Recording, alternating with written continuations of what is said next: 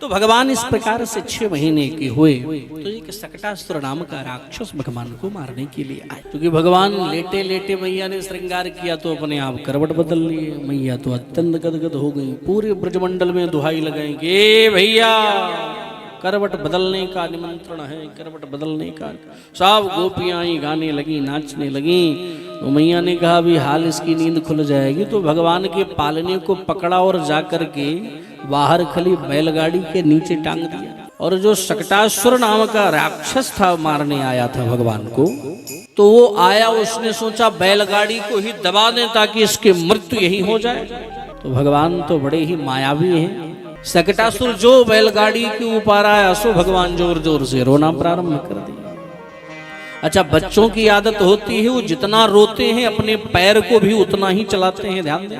तो पैर चलाते चलाते चलाते चलाते जब सकटासुर राक्षस बैलगाड़ी के ऊपर आया तो भगवान ने एक पाद प्रहार ऐसा किया कि महाराज गाड़ी उड़ी और सीधे आकाश में चली गई।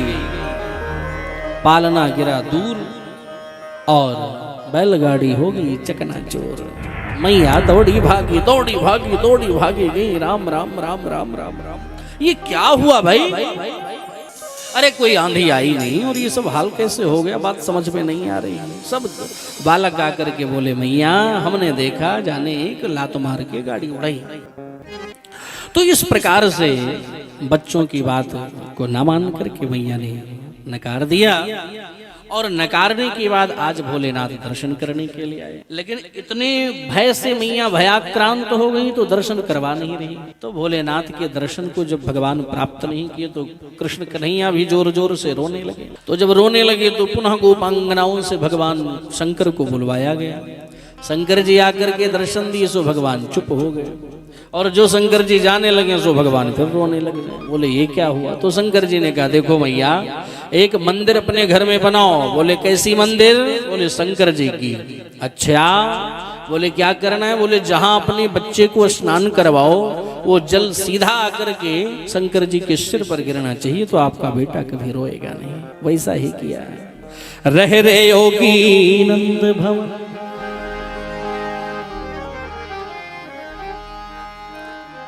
रह रे योगी नंद भवन, ब्रज में वासो कीजे। जब जब मेरो लाला रोवे तब तब दर्शन दीजो।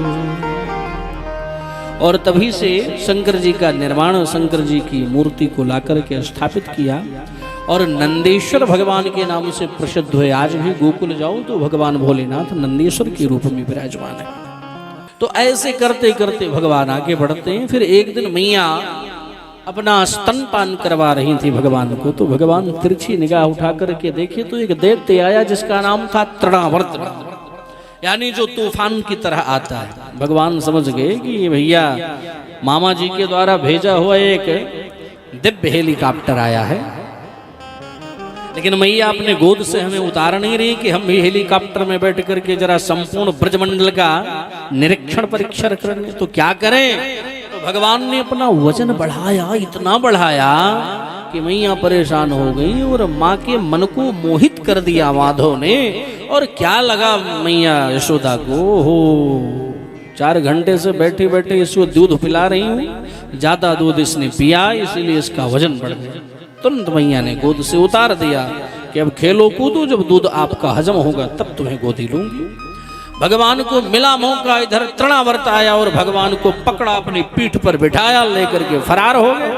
भगवान भी बड़ी मस्ती से हवा खाते हुए संपूर्ण ब्रजमंडल का दर्शन कर रहे हैं। ये प्रेम गली, ये छिपी गली, ये काली देह है, ये वंशी वट है, यत्र तत्र सर्वत्र भगवान घूमते घूमते जब आनंद लिए, आनंद लेने के बाद जब वो तृणावर्त नाम का राक्षस मथुरा की ओर आगे बढ़ा तो भगवान ने गर्दन दबाया और वजन बढ़ाया। वो तृणावर्त घबराया कि राम राम राम राम, ये जल्दी जल्दी में नंद के आंगन का कोई काला पत्थर तो नहीं उठा लाया। भगवान ने कहा रे दुष्ट कहीं का, हमारे भक्त तो मुझ में पत्थर में मुझे देखते हैं और तू मुझ में पत्थर देख रहा है। भगवान सनई सनई सनई लेकर के आए और उस तृणावर्त को एक विशालकाय पत्थर नंद के आंगन में पड़ा था, उसी पर उठा करके पटका जोर से, गोविंदाय नमो नमः। यशोदा मैया दौड़ी दौड़ी आई कि राम राम राम राम, ये क्या हो रहा है? हमारा घर है कि मरघटा सब देवता अत्यंत गदगद हो रहे हैं कि मैया ये आपका घर घर नहीं है। बोले फिर? बोले तब जन्मना प्रजा वैकुंठाम अधिकम जेद, ये तो वैकुंठ से अधिक प्रिय बन गया है, इसलिए आपका घर नहीं, आपके घर के किनारे किनारे भी अगर किसी की मृत्यु हो जाए तो फिर वैकुंठ ही प्राप्त होना है, जो कि वैकुंठ का मालिक आजकल आपके यहाँ रह रहा है। ओ हो सनई सनई 1 वर्ष बीत गए।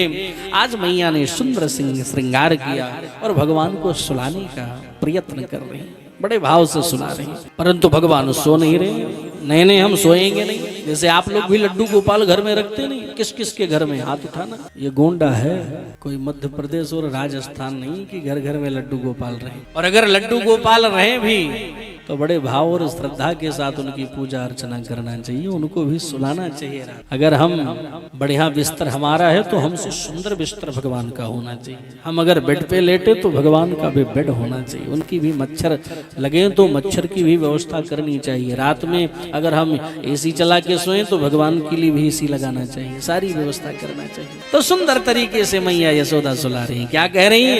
छगन मगन मेरे श्याम को आजा रे नींद आया,